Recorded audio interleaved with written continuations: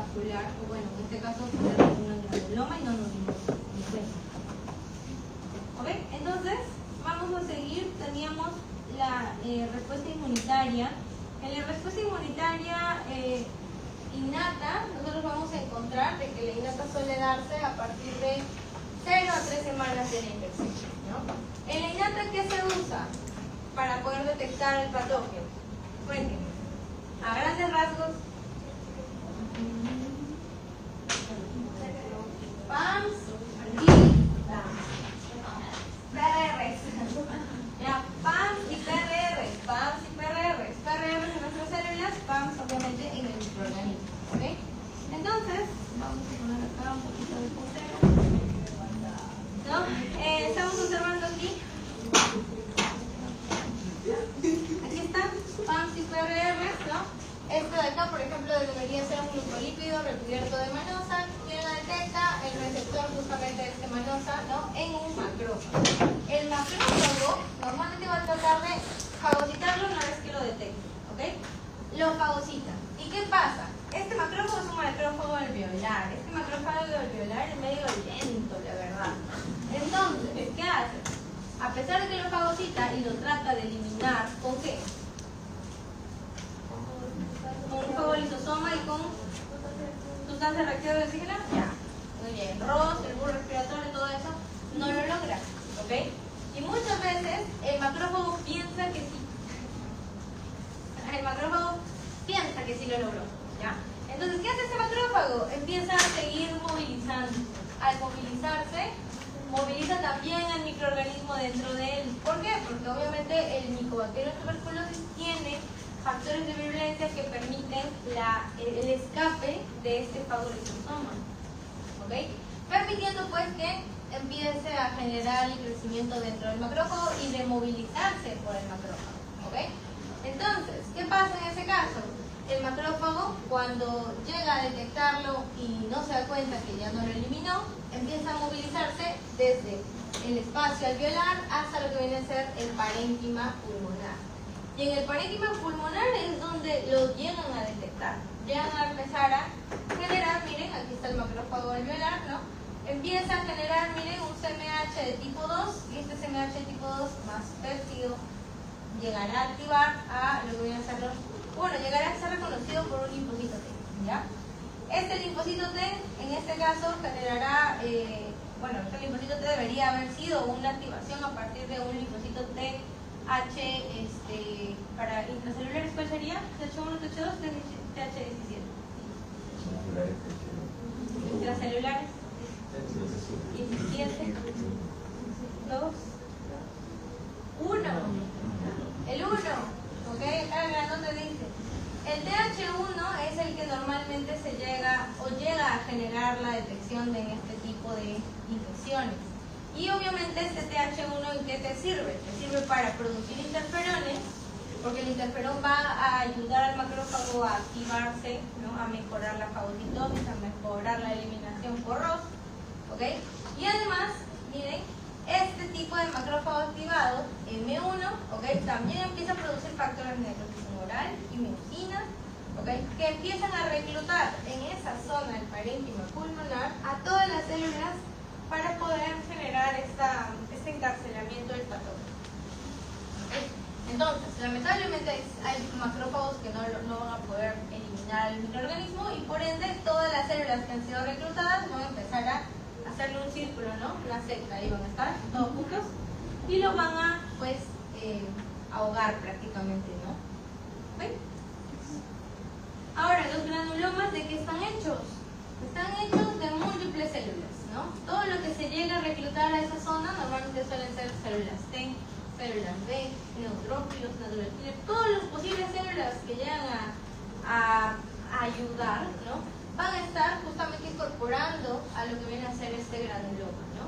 Y que, si ustedes observan por aquí, ¿no? El granuloma llega a estar incluso calcificado muchas veces, ¿no? Pero, ¿qué pasaría si es que por ahí el sistema inmunológico del paciente empieza a disminuir? Ejemplo, el paciente tuvo TB, pero una TB primaria, imagínense, ¿no? Pasan los años y en eso se contagia de VIH. Pasa un tiempo más y empezamos a observar síntomas de TB, pero también tiene VIH. Obviamente que aquí el sistema inmunológico ha empezado a generar una disminución de él, ¿no? Y obviamente este granuloma que está creado en base al sistema inmunológico empieza también a ser más débil, ¿no? Y observamos la liberación de los microbacterios. ¿Okay? Entonces,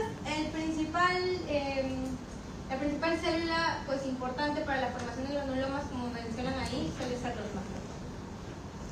¿Okay? Entonces, en las fúngicas, por otro lado, ya para terminar, ¿no? Hay que reconocer que estas fúngicas sí se pueden confundir con las bacterianas. Sin embargo, ¿qué vamos a recordar aquí? Que la mayoría de veces estas infecciones respiratorias fúngicas se suele dar a personas inmunocomprometidas, ¿no? Inmunodeprimidas, que suelen llegar a tener pues un bajón inmunológico, ¿no? Y que en este caso un patógeno que normalmente no debería dañar empieza a generar un oportunismo. ¿Ok? Entonces, también se consideran muchas veces causas de enfermedades secundarias. O sea, ¿qué significa esto? Que primero te puede haber dado algún tipo de infección viral, un VIH por ejemplo, ¿no? Cualquier otra infección extra, y que porque tu sistema inmunológico está disminuido, empezamos con alguna infección fúngica. ¿Ok? Entonces, entre las infecciones importantes tenemos a estas. Sin embargo, miren, las que vamos a ver son las que tienen más letalidad, ¿no? Histoplasma capsulatum, que creo que le hemos estado hablando antes, y Aspergillus fumigatum, ¿ya? Observamos rápidamente aspergilosis, generado por Aspergillus fumigatum, ¿ok? ¿Qué tipo de hongo es este? ¿Levadura o filamentoso? Filamentoso. O sea, pluricelular, grandecito ya, ¿no? ¿Cómo se transmite? Si es filamentoso, tiene estructuras que pueden producir esporas de cosas. Entonces, su método de transmisión es justamente la liberación de esporas y la inhalación de estas esporas. ¿Ok? Entonces, ¿dónde encontramos Aspergillus fumigatum? En el ambiente de la escuela. O sea, ahorita te puedes estar inhalando algunas Aspergillus fumigatum. ¿Ya? Sin embargo, ¿quiénes son los que llegan a generar infecciones? Pues obviamente pacientes inmunodeprimidos, ¿ok? Y en este caso generaría una mortalidad elevada, ¿ya? Ahora, al igual que por ejemplo TB, él va a poder crear algo llamado aspergiloma. Y como les mencioné hace rato, estos suelen ser enfermedades secundarias. Entonces, ¿a quién está asociado? A una persona que previamente tuvo TB. Entonces, se calcificó su granuloma en TB y por ahí imagínense que le dieron el tratamiento, se sanó. ¿Ok? Luego de eso, esta zona calcificada ya no vuelve a su normalidad, por si acaso. Y esta zona calcificada del pulmón es una zona vacía que puede ser utilizada por el Aspergillus como casa. Entonces, cae ahí alguna esporita y empieza a reproducirse. Y genera en este caso aspergilomas. Veamos la imagen, ¿no? Ahí tenemos, ¿no?, algunos aspergilomas y aquí tenemos al microorganismo. Aquí tenemos la imagen, ¿no? Entonces, esta zona calcificada adentro empezará a generar el crecimiento del microorganismo y recuerden que también es aerobio. Por lo tanto, pues les gustará esa zona, ¿no? ¿Ok? Entonces, vamos a ver qué pasa con la aspergilosis. ¿Ok? Las infecciones por aspergilos pueden ser de tres tipos. ¿Ok? Podemos tener, por ejemplo, aspergilosis broncopulmonar alérgica. En otras situaciones podemos tener aspergilosis pulmonar crónica. Y la última, que es la aspergilosis invasiva. ¿Ok? Vamos a ver cada una de ellas. En aspergilosis broncopulmonar alérgica, normalmente se menciona de que los pacientes pueden estar teniendo asma previamente o fibrosis quística, ¿no? Y en ese caso, pues, si es que se llega a contaminar con una esporita o varias esporas, obviamente, del microorganismo, empezamos a tener en este caso esta aspergilosis. ¿Okay?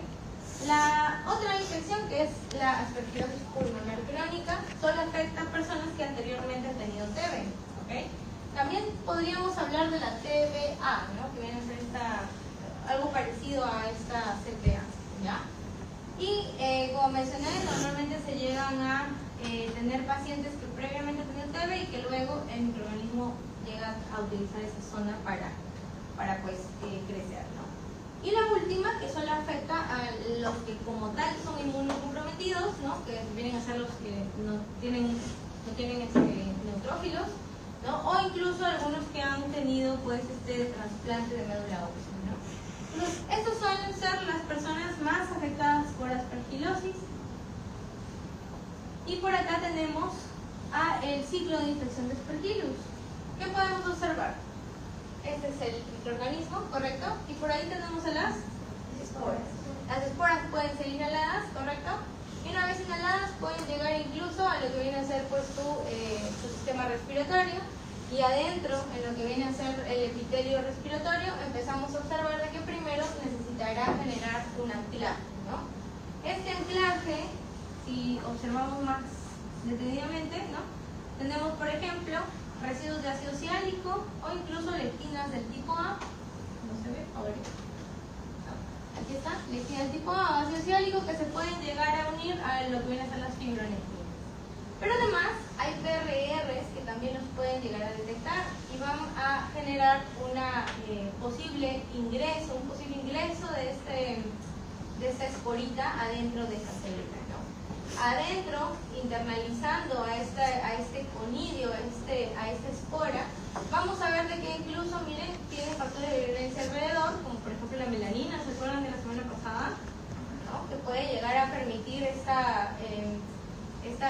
posible escape del sistema inmunológico, pero también tenían algunos glucanos que permitían ello, ¿no?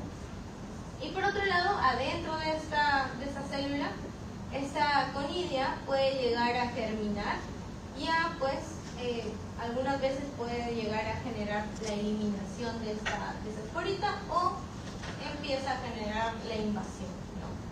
Una vez que invade, si es que observamos en esta otra imagen, pues ya empezaremos a generar citoquinas proinflamatorias que van a llamar al sistema inmunológico a ayudar a eliminar al microorganismo. Entonces, ¿qué pasa aquí adentro con un filamentoso? Que va a empezar a producir hifas normalmente. ¿Okay? Estas hifas obviamente son invasivas y obviamente vamos a empezar a observar de que puede dañar tanto el epitelio como también empezar a generar una dispersión a otros órganos. ¿Okay? Acá tenemos incluso algunas enzimas y sus funciones. Lo revisen, chicos, porfa. Ya no me queda más tiempo. ¿No? Y esto con respecto a las personas.